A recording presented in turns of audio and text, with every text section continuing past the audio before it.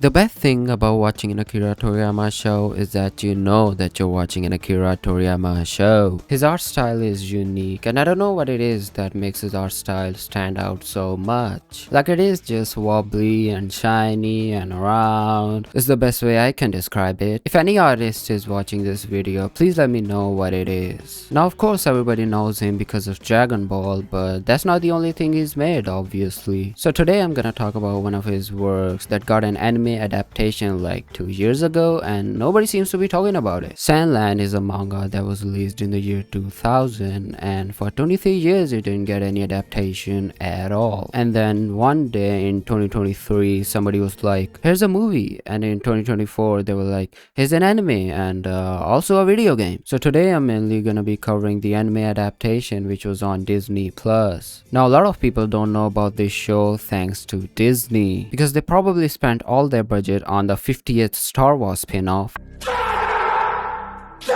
This show is a 10 out of 10 if you only watch it until episode 6. Sandland is a show set in a post-apocalyptic world where demons and humans coexist. Now, humans have a bit of a problem with the demons, bit of a beef with them. Is that whenever demons see a human, they would just rob them, specifically their water supplies. Now, drought is a big problem in this world. Apparently all the water ran out or something, I don't know. It's like those posts you'll see on Facebook being like, did you know that we will run out of water by 2050? That is why they say that never ignore those Facebook posts, okay?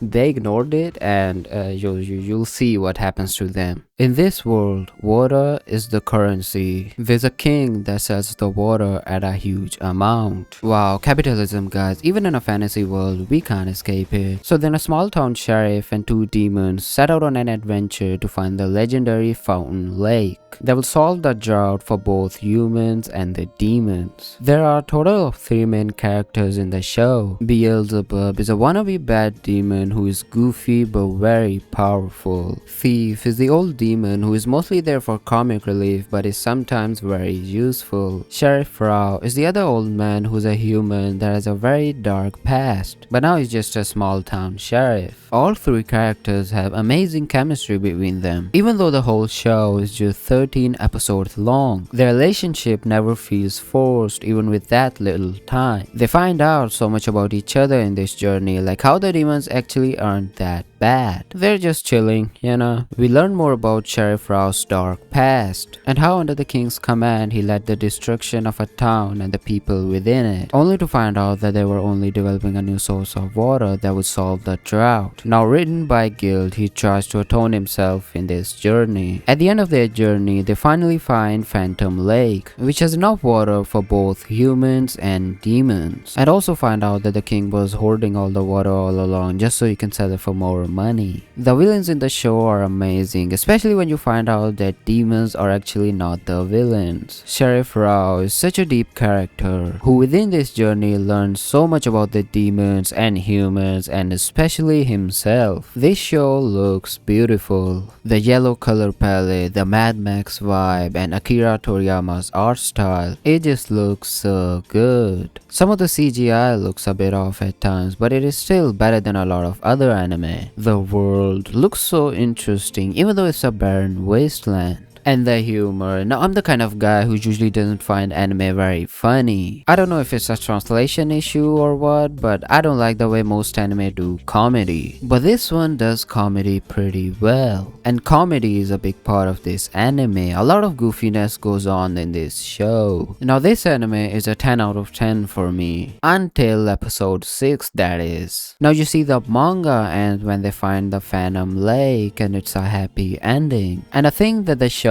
should have also ended right there, which I know that the movie does end right there, but after the movie the studio was like, you know what, we're gonna make an anime out of this as well, and we're also gonna add some of our own material into it. I mean, come on, man, if you had to continue the story with an anime, you should have made something good. So after the 6th episode, we see the other half of the show that they included for some reason, which doesn't even feel like the same show at that point. The whole desert Mad Max vibe is now gone and is replaced with a forest. Now the plot for the second arc is that the bad guys are making a secret weapon which will destroy the whole world. You see what I mean? They take this small town story which talks about issues related to capitalism and stereotypes to now saving the whole world. Akira Toriyama didn't intend for this story to become that grand. He already did that with Dragon Ball. Not every story needs to be about saving the world. The villains they introduce feel so generic, and the whole arc feels like you're watching some other generic anime which copies every other show. I know why they did include this part into the show is because it's in the video game. And I get it because the anime and the game almost dropped at the same time. Now, I haven't played the game, but maybe the second half feels very good to play. Maybe it's even better than the first half because of all the big fights and stuff. But that doesn't mean that it will translate very well into an anime. I wouldn't say that the second half of the anime is bad, but instead it's very generic. It loses all its uniqueness. It just isn't very memorable at that point. The first part is iconic. When you watch it, you know that you're gonna remember it for a very long time. But after the first arc, it just becomes so generic, like it isn't even bad, it's well animated. They explore the world a little bit. It becomes one of those shows that looks good when you're watching it. You know it doesn't get boring or anything, but after that you just forget all about it. But all said, the first part of the show is so special. It dives into topics like capitalism, how greed can be dangerous, and it talks about how stereotypes can be spread so fast, and that until you go out and see for yourself, you're gonna be living a lie. The human think that demons are the bad guys and vice versa, but it's only when both sit down and have a conversation is when they discover that neither of them are truly evil. It's just that they're put in a system that wants them to think that. It is such a human and down-to-earth story that you don't see in many anime nowadays. The main characters feel like they know each other for so long, even though they just met, which is mostly a bad thing, but in this show it feels so good. It's a shame that it flew under so many people's radar, which I blame Disney for not marketing it so well. The original manga also looks very good, and it also ends when they find the lake, so that might make it a 10 out of 10 for me. But even the anime is also like a 7.5 or an 8 out of 10 just because of that second arc that they added because of the game. So the moral of the story is don't watch filler when watching anime, kids.